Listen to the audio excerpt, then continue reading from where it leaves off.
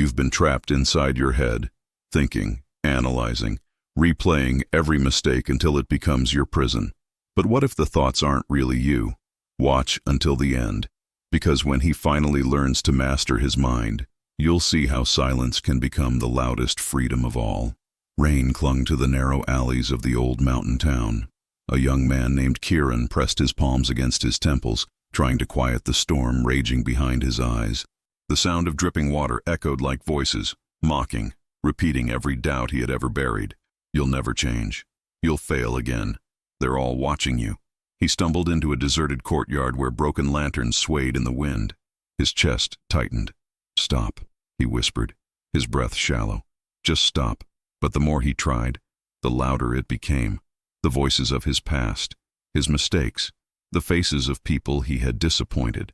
He leaned against a wall, slick with moss, and slid down to the ground. I can't live like this, he muttered. I can't be at war with myself forever. The rain intensified, drumming on the roof tiles.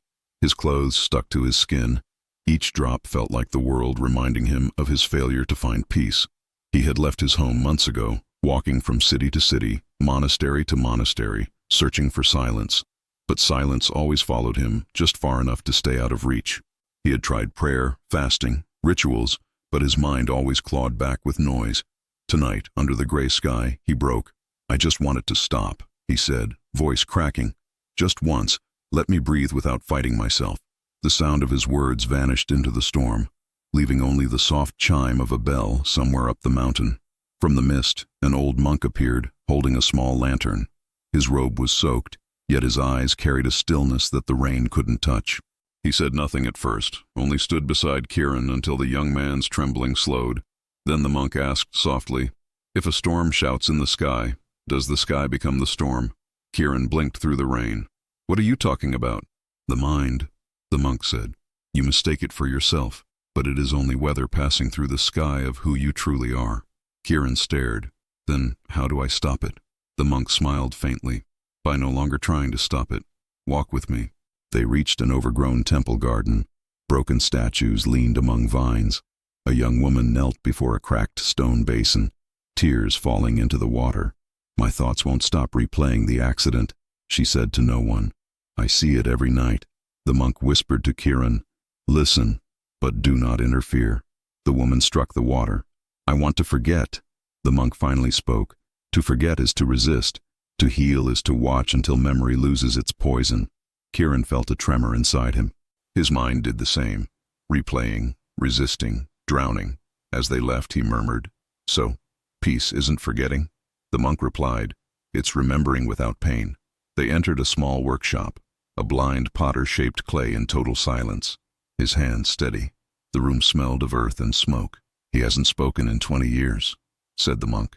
Kiran asked, "How can he live without words?" The potter turned his face toward them and smiled. "Because words are where the mind hides," he said. "When I lost my sight, I began to see." The monk nodded. "He teaches through silence." Kiran looked at his own hands, shaking, restless, always searching for control. For the first time, he wondered if silence was not the absence of sound, but the absence of struggle. Then came the twist. The monk stopped walking. "Kiran," he said quietly, "3 years ago you tried to end your life at the base of this very mountain." Kiran froze. "How do you know that?" "Because I was there," said the monk. "I carried you to safety, and you woke the next day, asking why you were still alive." Kiran's throat closed. "I remember. The rain. The voice that said, 'Get up.' That was you." The monk looked at him gently. "No, that was your mind," when it finally surrendered to silence. They reached an old bridge spanning a river that shimmered with moonlight. An old man sat at the center, gazing into the water.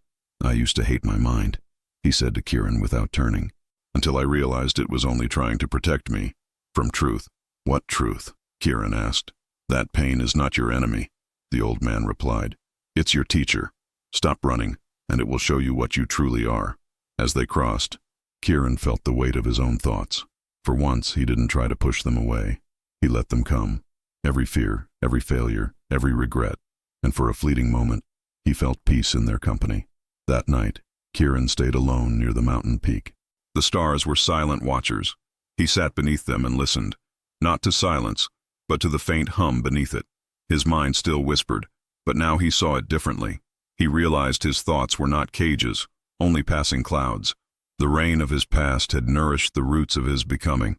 He closed his eyes, took a slow breath, and imagined his mind as an open sky, limitless, untouched by the storms moving through it. He whispered, "I see you now. You're not me. You're just weather." Tears came, but this time they were quiet, free of shame.